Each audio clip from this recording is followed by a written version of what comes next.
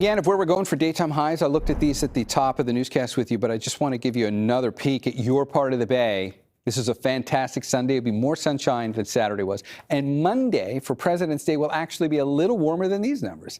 So we'll see a lot more upper 60s for daytime highs. A few more clouds show up on Monday, but that's it. It's still going to be a beautiful day. It's after Monday when the weather gets interesting. And right now, we are being protected by a big ridge of high pressure, which you can see here because there's nothing. All the clouds and the storms are going up and over it. That big block in the atmosphere is doing two things. It's keeping the storms away for now. It's also providing us with relatively warm temperatures because we're under the influence of it. But as that shifts over the next 2 to 3 days and moves further west, now everything changes because we're no longer under the center of this, or at least close enough to the center of it as we get into Tuesday and Wednesday. And instead, if we change our perspective on this a little bit, we're out here on the leading edge. Everything spins clockwise around that high.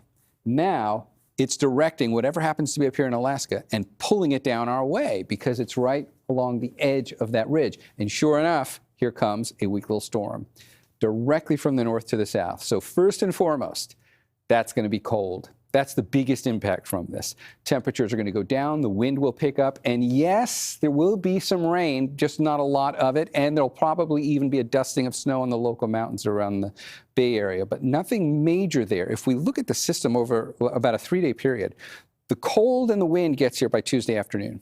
But Wednesday through Friday, we continue to see that system just kind of spinning its wheels off the coast. It doesn't provide a huge amount of rain, but this is the kind of forecast we're going to have to stay on top of because when you have a system like this that doesn't have anything steering it or moving it along, that can really throw a forecast. So for right now, we've got about 1/4 inch of rain over 3 days, Wednesday, Thursday, and Friday. Not major, but still some rain. But it is the cold and the wind that will be a bigger deal. Speaking of cold, we're going to get about 1.5 to 2 feet of snow in the Sierra from this system in that period of time. Some of the numbers here showing a little lower than probably what we'll get. And yes, you can see some snow coming to the Coast Range and perhaps the local Bay Area mountains, but it doesn't look like it'll be major accumulations, kind of a light dusting. Perhaps down to 1,500 feet, though, which will be lower than we've seen so far. Okay, it also gets windy right there. That's Tuesday morning. This is when this whole thing starts, because on Tuesday, after we've had a wonderful 3-day weekend, Tuesday is going to be cold north winds, and you'll feel that.